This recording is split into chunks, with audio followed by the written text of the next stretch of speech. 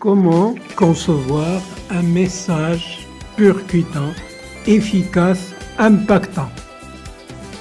Réponse dans la suite de la vidéo. Message, écoutez, regardez. quel qu'il soit percutant, impactant, voici 3 conseils, 3 règles d'or. Primo, définissez bien votre objectif. Qu'est-ce que vous voulez atteindre, réaliser à l'aide de votre message? Secondo, définition précise, détermination précise de la cible visée, la cible à qui vous vous adressez.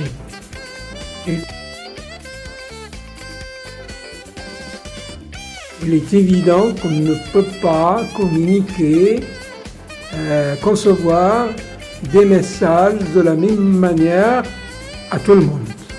Il y a lieu donc de déterminer précisément la cible visée, la cible que vous visiez et ses caractéristiques, afin que vous puissiez mieux lui parler, mieux communiquer avec elle, mieux lui adresser un message adapté. Et justement, j'en viens à la troisième règle, au troisième principe, au troisième conseil, l'adaptation du message à ces 2 premiers critères, à savoir l'objectif qu'on veut atteindre et la cible qu'on vise et qu'on veut convaincre. Alors récapitulons. Pour ce qui est de la première règle, définition de l'objectif, précisez, réfléchissez et précisez de façon aussi claire que possible l'objectif que vous voulez réaliser en concevant et en adressant votre message. Évidemment, dans le cas des youtubeurs, l'objet de notre vidéo ici, le cas des influenceurs, les producteurs de contenu, de brand content, les réalisateurs de vidéos, de tout type de contenu social media.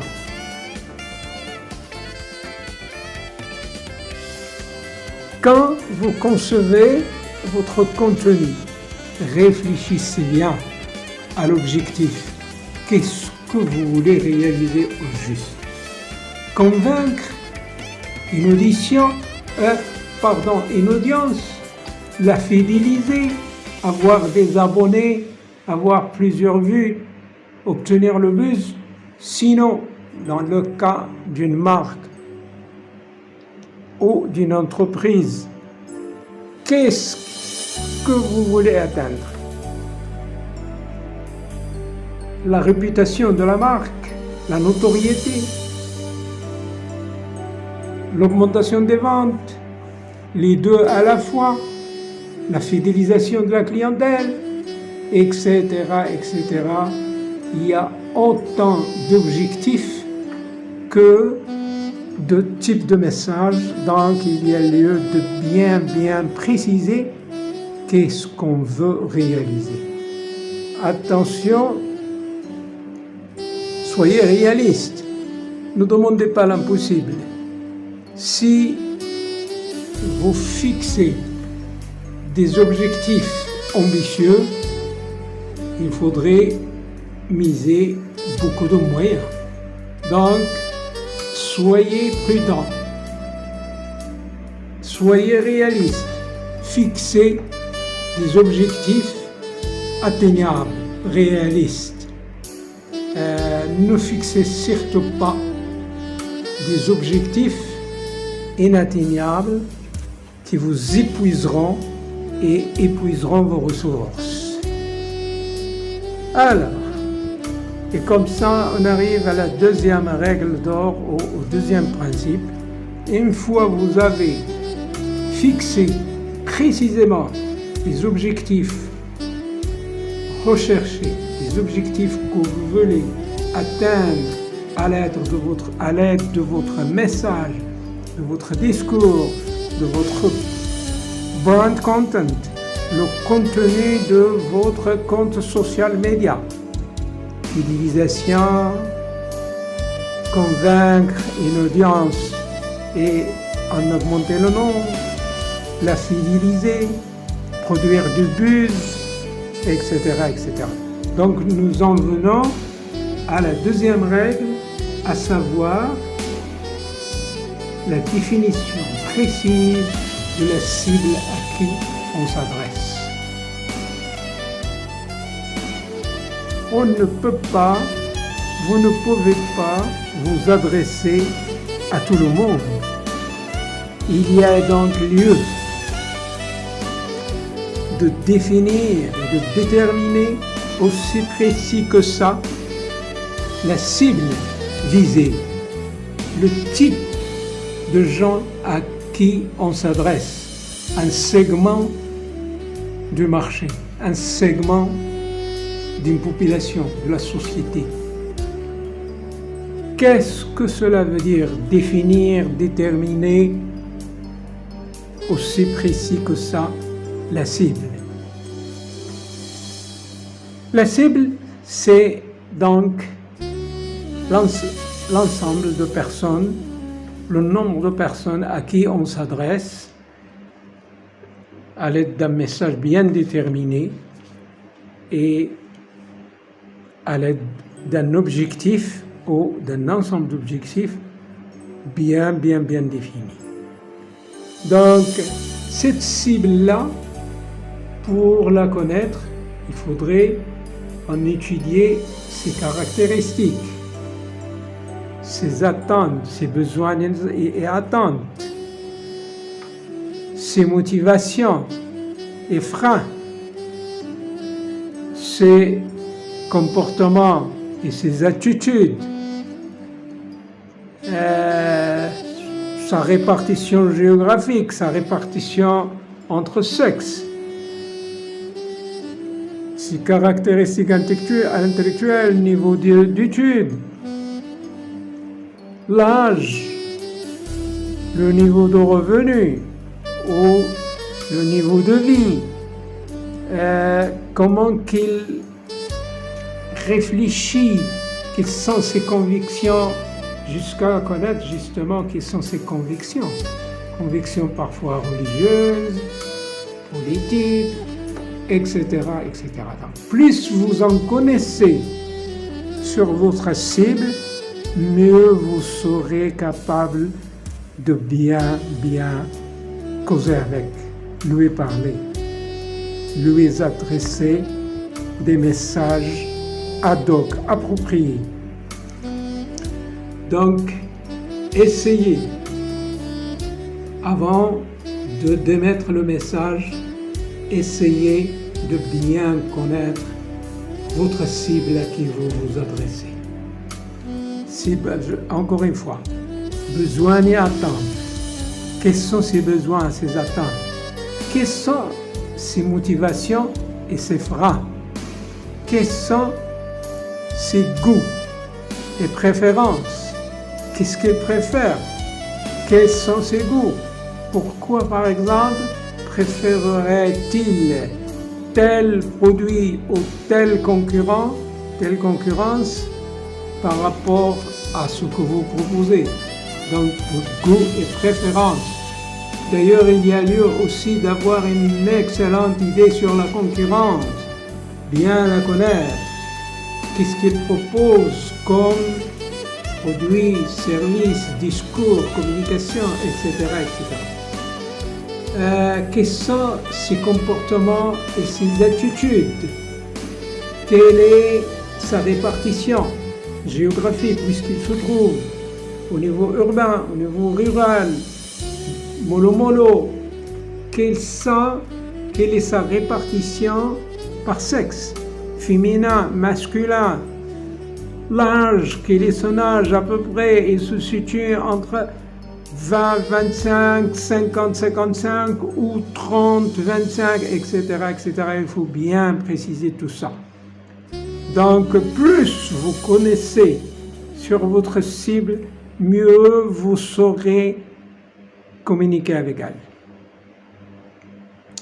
Surtout les attitudes et les comportements pour pouvoir les influencer, pour pouvoir les modeler à vos objectifs. Il faudrait bien connaître la cible. Et justement, on arrive à un point fondamental, à savoir, comme la cible est généralement très large, un segment de marché, un segment de société d'une certaine population, il y a lieu de déterminer ce qu'on appelle un cœur de cible. Autrement dit, un échantillon de votre cible qui présente à peu près les mêmes caractéristiques. Donc le cœur de cible est définir, déterminer, connaître ses principales caractéristiques. Donc une fois vous avez le profil type, le profil robot de votre cœur de cible, il y a lieu de déterminer la cible secondaire qui tourne autour. Donc, cœur de cible, cible secondaire, et monsieur tout le monde, si vous voulez, bien que c'est contradictoire, cœur de cible, cible secondaire, et en troisième lieu, monsieur tout le monde, si vous voulez. Ok? Ok? Donc le profil, le cœur de cible, il faut lui déterminer ce qu'on appelle un profil type, un portrait robot. Une image aussi précise que ça. Évidemment, tout cela est évolutif. Et si vous avez étudié le cœur de cible et son profil type, aujourd'hui, ça peut ne pas être valable demain. Donc, ce sont des informations qu'il faudrait mettre à jour régulièrement parce que on vit dans une période très volatile, très évolutive. Là, le savoir d'aujourd'hui n'est plus valable demain. D'accord? Donc, une fois vous avez défini et déterminé les objectifs que vous voulez atteindre ou réaliser à l'aide de votre message, de vos messages, de votre contenu, de votre brand content, de votre contenu sur le social media, quel qu'il soit, vous avez une expérience à partager, vous avez un savoir à diffuser, vous avez un reportage, des enquêtes, des documentaires à diffuser. Donc, il faut, en premier lieu, déterminer ce que vous voulez atteindre par ce message que vous voulez diffuser. Un objectif ou des objectifs aussi précis que ça. Et secondo, comme on vient de le dire, la définition, la détermination, autrement dit la connaissance précise de la cible à qui vous vous adressez.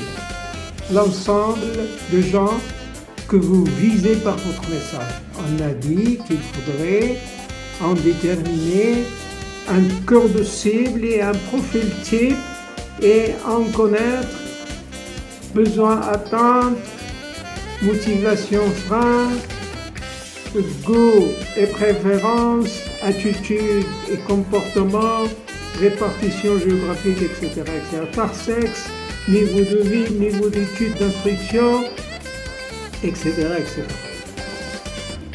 Et On arrive ainsi donc au troisième principe, à la troisième règle fondamentale pour que vous puissiez être percutant dans votre message et pour que votre message passe bien et réalise ce que vous visez à l'aide de ce message, autrement dit atteindre les objectifs, il faudrait que vous adaptiez le message.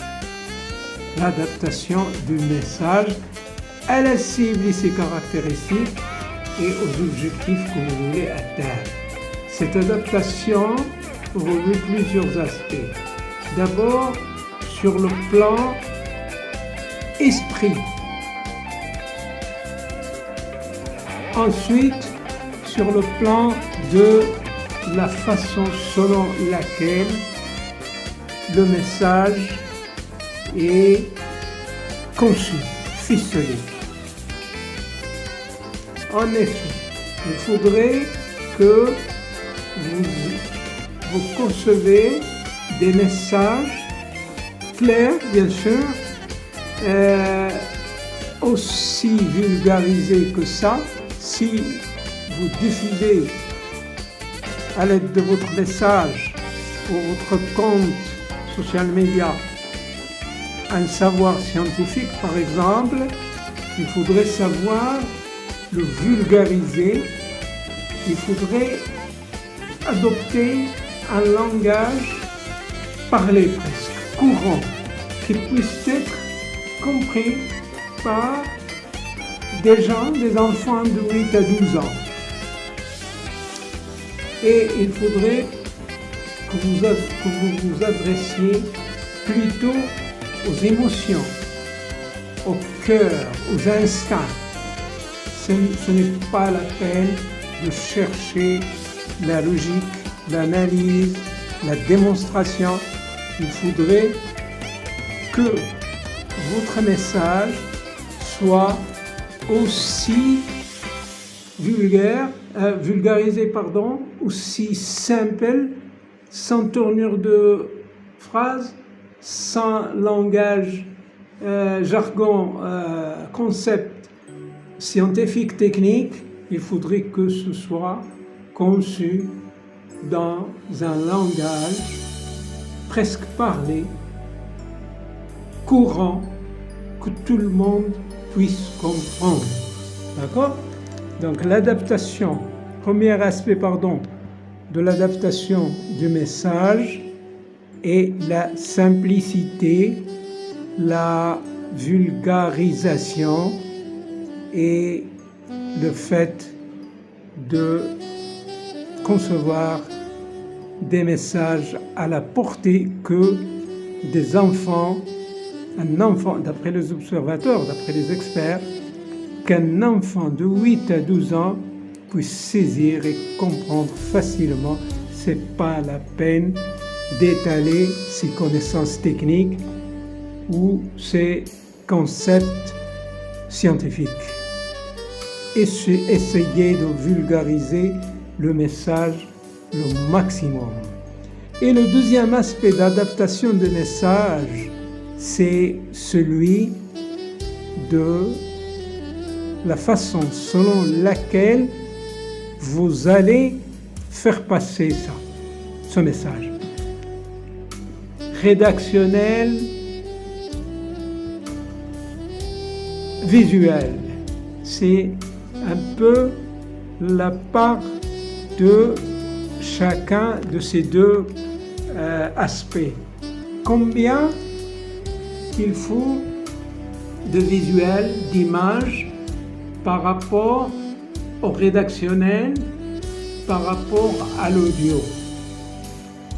30%, 50%, 50%. Il faut savoir qu'il y a ici une règle d'or qu'il faudrait appliquer le maximum. C'est celle-là. Une image vaut 1000 mots. Une image, d'après les observateurs, les experts, une image vaudrait 1000 mots. Donc, adopter plutôt des caractéristiques du message grâce au visuel, aux images qu'il faudrait évidemment expliquer par du rédactionnel, des accroches, des concepts, des thèmes,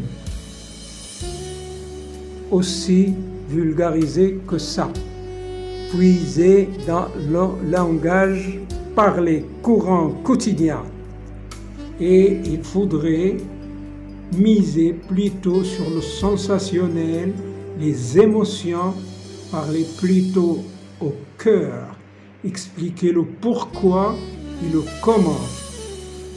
Et enfin, une dernière chose à observer, c'est essayer de mettre en avant quelque chose qu'on appelle le bénéfice consommateur au détriment de l'avantage produit.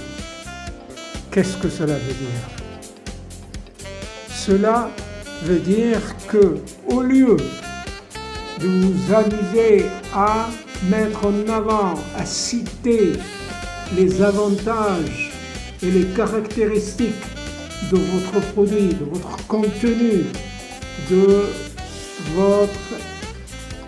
ce que vous voulez proposer à l'auditoire, à l'audience, discours, expérience, savoir, reportage, enquête, divertissement, etc. Essayez donc de privilégier plutôt ce que vous proposez va apporter à votre cible, à votre audience. Qu'est-ce que ça va lui ajouter et comment que ça va améliorer son existence, son quotidien. Donc, essayez de bouder le fait de citer la liste des avantages et caractéristiques de votre produit, contenu, de ce que vous proposez à la cible. Mais au lieu de ça, essayez de mettre en avant le bénéfice consommateur. Qu'est-ce que cela veut dire? Cela veut dire que vous allez mettre en avant de manière aussi artistique que ça, de façon visuelle, de façon rédactionnelle, les deux à la fois, audio. Qu'est-ce que va gagner votre cible en adoptant votre produit, en adoptant ce que vous leur proposez? Qu'est-ce que ça va lui ajouter? Le bénéfice consommateur. Si il adopte votre produit, votre contenu, qu'est-ce que cela va lui ajouter? Comment que ça va améliorer sa vie, son existence? C'est ça le bénéfice consommateur. Et c'est en quelque sorte, c'est ça ce qu'on vient de dire tout à l'heure, le pourquoi des choses. Vous expliquez le pourquoi et le comment à votre cible pour qu'il puisse s'en convaincre et adopter vos propositions. Donc, n'oubliez pas ça, c'est, on peut dire, la quatrième règle, c'est la mise en avant, le fait de privilégier le bénéfice consommateur plutôt que l'avantage produit et les caractéristiques du produit. Enfin, donc, récapitulons, pour que votre message, votre proposition soit aussi percutant que ça et trouve une audience, des gens qui vont l'adopter, l'accepter, en faire le leur, il faudrait déterminer, vous fixer des objectifs aussi clairs que ça. Soyez réaliste, ne fixez pas trop d'objectifs pour que vous ne pour que vous ne soyez pas déçus. Fixez trop d'objectifs demande trop de moyens. Objectifs moyens, à moins d'avoir donc beaucoup de moyens, soyez réalistes. Fixez des objectifs atteignables, réalistes. C'est pas la peine d'être trop ambitieux, sauf si vous avez beaucoup de moyens et que vous comptez les consacrer à la réalisation de vos objectifs.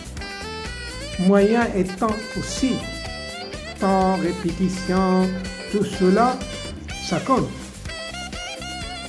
Et la deuxième règle, la définition précise, la connaissance précise de la cible visée, la cible, l'ensemble de gens à qui vous vous adressez, que vous voulez les faire gagner à votre cause, n'est-ce pas?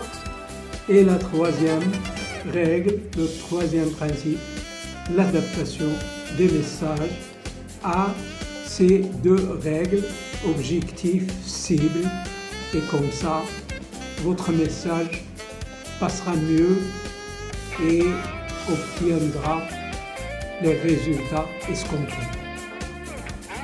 On arrive à la fin, je vous souhaite donc très bonne chance. Je reste à votre disposition pour tout éclaircissement. Mettez-moi ça dans le commentaire et je vous souhaite très bonne chance. Merci de votre attention et à la prochaine vidéo. Ciao!